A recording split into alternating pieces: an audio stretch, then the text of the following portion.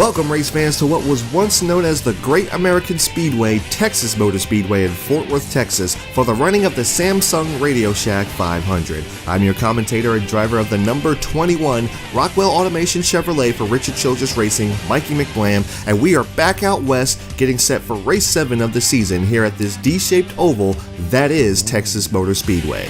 Modeled in a similar configuration to Atlanta and Lowe's, but distinct enough to have its own characteristics with high speeds, tight grooves with loose and out-of-control corners. They say everything's bigger in Texas, and a win here would definitely be big in the points race. So who will be out in clean air as the checkered flag waves? We will find out after 33 laps, but for now, it's time to go trackside.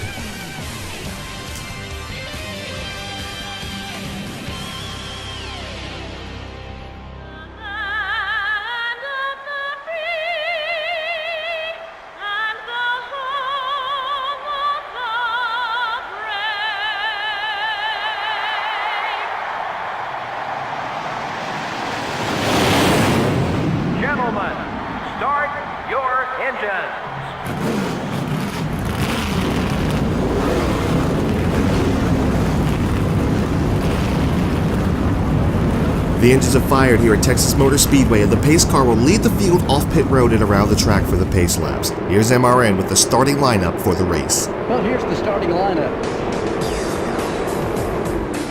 Starting out front are the 21 car and the Haviland Ford. Starting in row 2 will be the Kodak Chevrolet and the Mark Martin Ford.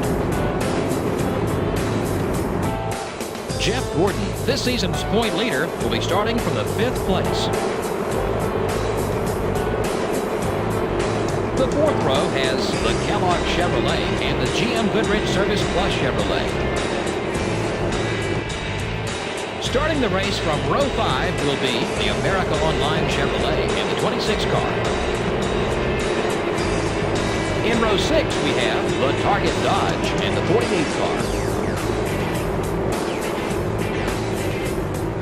Starting from row 7 will be the Dodge Dealers UAW Dodge and the 161 car. In the 8th row are the 16 car and the UPS Ford. In the 9th row we have the Dale Jr. Chevrolet and the 46 car. In the 10th row are the 40 car and the Alltel Ford. Starting the race from row 11 are the 63 car and the Napa Auto Parts Chevrolet.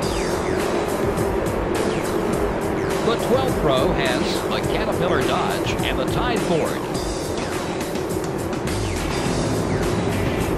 Starting the race from row 13 will be the Square D Chevrolet and the Singular Wireless Chevrolet. In row 14 we have the Sprint Dodge and the Pennzoil Chevrolet.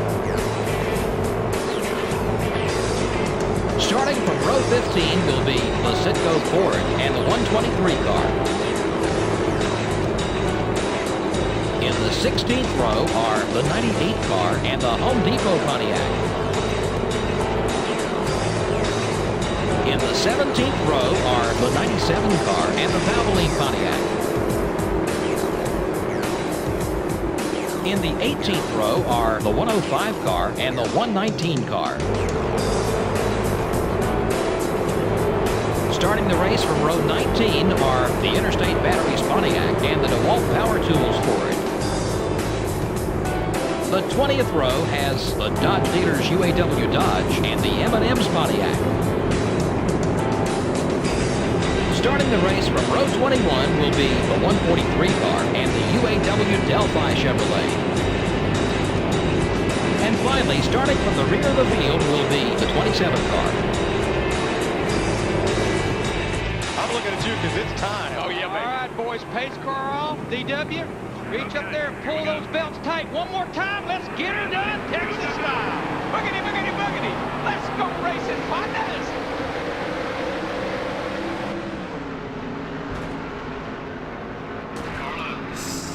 Ooh, boy. Got a big jump, but unfortunately got really loose getting into turn 1 that time. That put us into some contact with Jeff Purvis. We do gather it back up. We're going down into turns 3 and 4.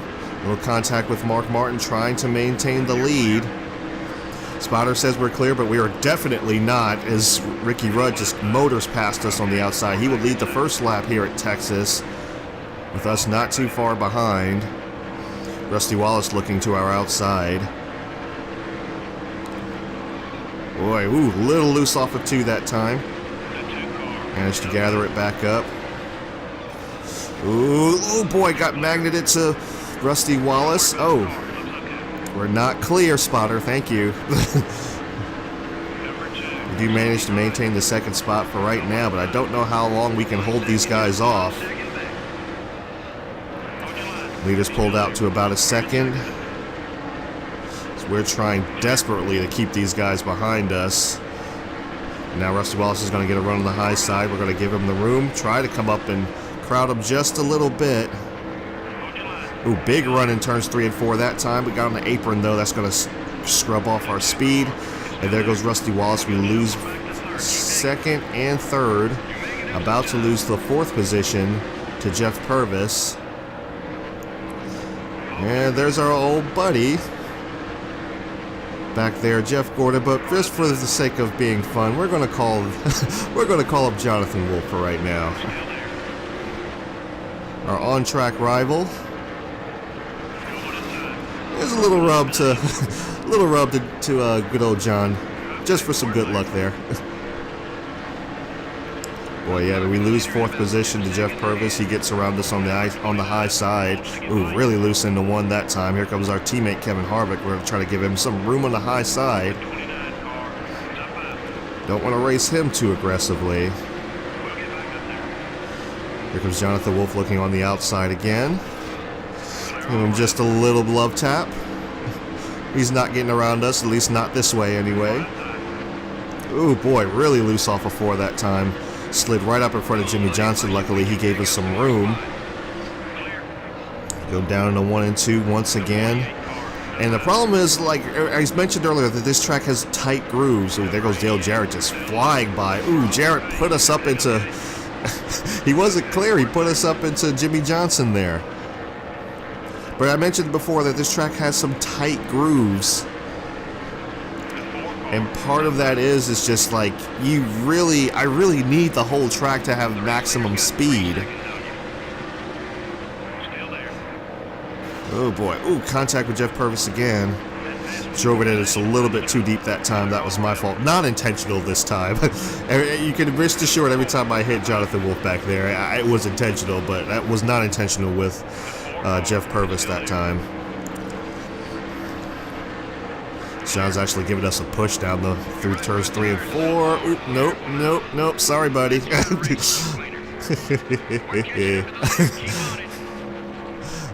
Not this time. Ooh, I slowed him up a little bit more than I intended to. I didn't expect him to slow down the whole field. But that's going to give us some clean air for a little bit. Maybe we can start to put down some of those qualifying laps. And like I said, like we have, this is a tight groove racetrack, and I really need the whole track to really gain speed. Because if someone's to my outside, I can't get the full speed off the corner, and they can just get a big run. Now, if you notice, I don't know if you can notice because I'm talking over it, but if you'll notice, I'm not off the gas very much. I'll brake slightly and then get right back on it. I don't know if you can hear it there.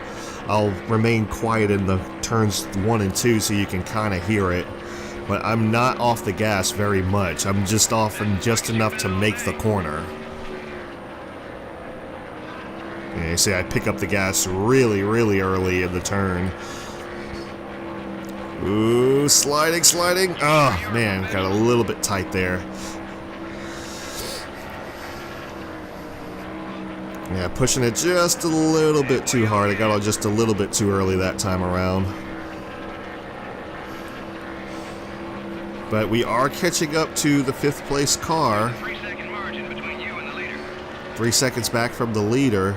I don't know if we can catch him. Here comes the rest of the pack not too far behind us. They're racing side by side. That's not going to make a difference. Not going to make much of a difference here. Not in this game, anyway. And you see, we just pick up the gas so early. But yeah, I've always noticed, like, I need the full racetrack to really start to put some really hot laps down. We're catching up to Mark. I think that's Mark Martin up ahead of us. So if you don't know, you probably don't. This is our contract negotiation race. So our sponsorship with Rockwell Automation will be up after this race, and hopefully we've done well enough for them to offer us another contract. Now I know for a fact that if they offer us another contract, that it's not going to be as it's going to be the requirements are going to be significantly higher. To get up behind Mark Martin, get a run on him, trying to get a run on him in turns 3 and 4. Can we get there? Yes, we do. Ease him up the track a little bit. Can we clear him off of 4? Not quite. He's still there on our outside just a little bit. I'm not trying to rely on the spotter so much this time because the spotters kind of led me astray there. Boy, we get really loose into turn 1 and 2. But as I was saying, yes, this is our last race, quote unquote, with Rockwell Automation. If they offer us another extension on our sponsorship, hopefully the requirements won't be so absolutely out of this world that we can't do them. But hopefully it'll be, I'm hoping that it'll be, doable, and we can continue to race for Richard Childress Racing, because I would actually like to do that. I would like to finish out this season with Rockwell Automation, if I can. Now for next season, I don't know, but we're going to go ahead and come down pit road. Might as well just get it done out of the way early, get down 60 miles per hour. Repair damage does nothing, so we just might as well leave that on just in case we get into some incidents down pit road. Not a lot of people down pit road, so that's good. Hopefully we don't lose too much time here. I felt like we had a decent entry, not a perfect entry, but a decent entry on the pit road. Well, not too bad on the right side. Let's see how we do on the lefts. And the pit crew will get us out in the estimated time as we get out 21st so far. Now we got to be really careful here. This apron is stupidly slippery. Watch it right there. Yeah, we lost some spots just because of that. Yeah, this apron is really slippery. We're trying really hard not to spin the car. And we've lost about, I don't know, we lost a few spots there. Going to stay in the gas all the way to turns 3 and 4. Not even going to let off just a little bit. Looks like Bill Elliott coming down pit road there. Let's see where things cycle out. We got some fresh tires with 1 lap down, but that's okay. And this looks like our teammate up here. We're going to try to get around him. Is that our teammate Jeff Green? Looks like it. We're going to probably stay up high with our teammate here. Not get into it with Jeff Burton and Jeff Green here. So, all right, we're going to go down low. Ooh, boy, that was a bad idea. Never mind, Jeff Green's coming down pit road. We just lost a couple spots to Scott Wimmer, Bobby Labonte. We'll get him back. Not too concerned about that. No, Jeff Purvis. No, oh boy. Golly, these guys get so loose if you get them on the nose. That usually doesn't happen at a lot of tracks, so that's a little bit weird here. So, I mean, I've seen it happen. Geez, I gotta be careful about this apron. This apron is going to take us around if we're not careful. All right, so 19th gained 1 spot. I believe we've just unlapped ourselves. We're up to 17th now. There we go, slide right up the racetrack. Didn't scrub off too much speed. I think around qualifying and practice we were around 190 entering the turns, but now we're just around 188, 186 miles per hour. 30-second laps, not terrible. I'd rather be running 29.5s like I was. And one thing I did notice here is we got these guys catching up to us. It looks like Amy Hicks back there. It is Amy Hicks. We're going to come up, block just a little bit. Ooh, had to block her again. She goes up the racetrack just a little bit. Try to get some momentum there. Can't quite get it. We're going to try to stay in the draft of these guys so they don't pull up on us too much. Okay, going a little bit high up the racetrack, but that's okay. That's where our groove is. We'll come down to block Scott Wimmer. Sorry, not Scott Wimmer. Jeff Purvis. I was right the first time. Oh boy, I tried to come up and crowd them, but they were already there. Little side action to Amy Hicks there. Don't take that in the wrong context. Oh, caution is out. Caution is out. Oh, Amy's gonna get it. Puts us back to 14th spot. She beat us to the line just at the last second. Not sure where she got that run from, but looks like we got some debris off of Ryan Newman's vehicle. Ryan Newman looks like he was probably involved in some accident, and yes, he does drop some debris. Not sure what it was, but he dropped something. I saw it sparking a little bit earlier. But we're going to go ahead and stay out. We're not going to pit under this caution, although I am thinking about it, but no one else is going to pit. I believe pit stops have already cycled out. Everyone still remains on the lead lap. Looks like green flag's back in the air. We're trying to get a run on Amy Hicks. Can't quite get there. Our starts are just, ooh boy. Ooh, yeah, starts are just not good for us. For some reason, third gear is just incredibly loose as Jimmy Spencer just goes flying around us. Here comes Kurt Busch looking to the inside. He got a run to the inside of Tony Stewart. Tony Stewart's moved up quite a few spots. He might be one of the big movers of the race. We'll have to see when we go through the awards section. In the post race, here comes both of these cars. We're going to try to look to the inside. Ooh, had to come down to cover Kurt Busch. But see how these guys are outside? We can't quite get the speed off the corner that we need to. And as a result, we don't go in to turns 3 and 4 with the speed that we need. Ooh, little tap to Jimmy Spencer. Funny, we got rivals back here, Jimmy Spencer and Kurt Busch. Let's see if I don't know if any excitement's going to result from that. Trying to maintain our speed here. Catching up to Frank. Keep wanting to call him Frank Kimmel. It's not Frank Kimmel anymore. Scott Wimmer. Not doing decently keeping these guys behind us. Turns 3 and 4 is kind of our bread and butter here. And here's the problem is we're going to catch up to Scott Wimmer. 5 laps to go. But he's going to keep us pinned down there. We're not going to be able to get the speed that we need. Yeah, see, he comes down and pinches us just a little bit. Pinches us just a little bit more, and we just don't get the speed that we need off the turn. We might be able to clear him in turns 3 and 4 here. We do. We get up to 15th. And now we're going to set our sights on these guys up here and see if we can catch them. 5 seconds back from the leader, but not that far back from 14th place.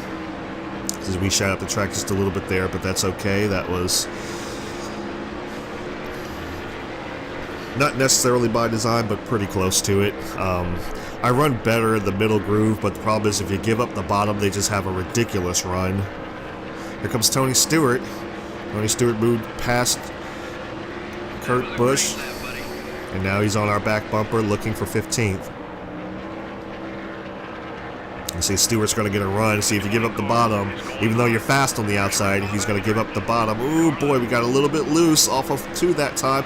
And, oh, Stewart caught the debris. We get into Tony Stewart. We're loose going into turns 3 and 4. And we just lost so much speed. Ooh, we got up into Bill Elliott there. Tony Stewart's going to go by. I think I thought he might have had a blown tire, but he didn't. I think that's just ended the race right there. We've fallen back to 17th. So we've had debris, looks like possibly more debris falling off of Ryan Newman's vehicle. Yeah, can't get a good replay angle, but definitely more debris fell off Ryan Newman's vehicle. Stewart ran over it, got loose in front of us. Nothing we could really do. We're staying out, and that is the race. Dale Jarrett, looks like he was your race winner. It'll pop up here pretty soon. Yep, Dale Jarrett, the race winner. Kevin Harvick in second over to the teammates. Ricky Rudd, Rusty Wallace, and Jeff Burton rounding out the top 5. The drivers didn't spend much time behind that Pontiac pace car today. Well, I can assure you all those guys who finished in the back would like to have seen more cautions. Gives them a chance to make adjustments without the penalty of going a lap down. They just didn't have that luxury this time. This has been an MRN broadcast of live NASCAR Winston Cup racing. Until next time, so long and have a great day. Okay guys, so here are the race results. Dale Jarrett is your race winner. He wins the Samsung Radioshack 500 here at Texas Motor Speedway. Our teammate, Kevin Harvick, comes in second. Ricky Rudd comes in third. Rusty Wallace in fourth. Fifth is Jeff Burton. Sixth is Jeff Gordon, aka John Wolf. Seventh is Matt Kenseth. Eighth is Ryan Newman. Ninth is Mark Martin. And rounding out the top 10 is Dale Earnhardt Jr. And here is the rest of the field. You can pick out your favorite driver. Winner's purse $245,000. 2 cautions for 4 laps. So you see we finished 17th. Lead changes of 5. Time of race 24:16 thereabouts. Average speed of 122 miles per hour, and the margin of victory 0.6 seconds because the race ended under caution. Not sure how many cars finished on the lead lap. Let me just go ahead and get through the rest of the field here. And 43rd to last place, Jeremy Mayfield. Jeremy Mayfield goes out with a blown engine on lap 17. How many cars? Oh, actually everyone finished on the lead lap. There was only 33 laps in the race. So, yeah. How about that? Everyone finished on the lead lap. Alright guys, here are the point standings. As you can see, we're still maintaining the 14th position in the points, but let's go ahead and give you the top 5. Jeff Gordon, aka John Wolf, is still leading the points. He is 36 points ahead of Dale Earnhardt Jr. Rusty Wallace is in third, 130 points back. Kevin Harvick, our Richard Childress teammate, well, former Richard Childress teammate now, 139 points back. I'll get into what that's about. I've already kind of explained it, but fifth in points is 153 points back is Dale Jarrett, who is steadily climbing. Believe he was 7th last time by, now he's 5th. He is steadily climbing. He is somebody for these guys up here to worry about. But let's see what else we have here. We got Marlin in 6th, 157 points back. Mark Martin in 7th, 168 points back. 189 points back, Ryan Newman in 8th. 9th is Matt Kenseth, 197 points back. Rounding out the top 10 is Ricky Rudd, 200 points back. Let's go ahead and go to the awards for the week. Weekly awards. Pole award goes to us. We won $5,000 for that. The front runner goes to Kevin Harvick, our former Richard Childress teammate, with $10,000 for him. All charged up. Moving up the most spots of the race, Matt Kenseth. Dale Jarrett with the fastest pace of the race. Rookie of the race goes to Todd Smith, and the move of the race, the most exciting pass, goes to Dale Earnhardt Jr. Let's go ahead and look at the Rookie of the Year, still being led by Chad Chaffin. Todd North and Todd Smith are second and third behind him. Donnie Wolf, brother to Jonathan Wolf, is 4th, and 5th is Alexander Smith. I think it's Alexander, not entirely sure. 3 poles on the season. Fortunately, we have only been able to capitalize on one of them, but I kind of knew with the gear ratio here at Texas that I wouldn't be able to go anywhere with it. Manufacturer champion still being led by Chevy, but not too far behind is Ford, 11 points back. And lap champion is still being led by Dale Earnhardt Jr., but Rusty Wallace is slowly catching up. Where did we fall back? We have fallen back to 6th with 16. Unfortunately, we could not lead any laps in this particular race. So, as you can see, our sponsorship is up, as I said it would be, and our next race is at Martinsville. And Martinsville has been one of those tracks where it's just like, it could be really good or really bad. Usually it's really bad, but there is a chance that we can move up a lot of spots, especially with the low downforce setup and everything like that. Texas is just not a strong track for us. I try my absolute best, but it's just not a strong track for us. It's I don't know what it is for me. It's just I can't keep the nose down. If I can't keep the nose down, I can't keep the nose at the bottom of the track when I get into traffic. When I'm by myself, I'm fine. You see, I put down some really fast laps and when I'm by myself. But when I'm in traffic, it's just a nightmare for handling. It's just like the air just pushes it everywhere. I'm not sure what I can really do about that. That just may be waiting on another upgrade. But yeah, it's going to be interesting to see who our next sponsor is, if we're going to actually stay in the 83, or we're going to continue if the Rockwell Automation is going to offer us an extension on the contract. We'll just have to see. You'll have to see. You'll have to wait until next week, guys, because that's when we go to Martinsville, and that's when everything will be revealed.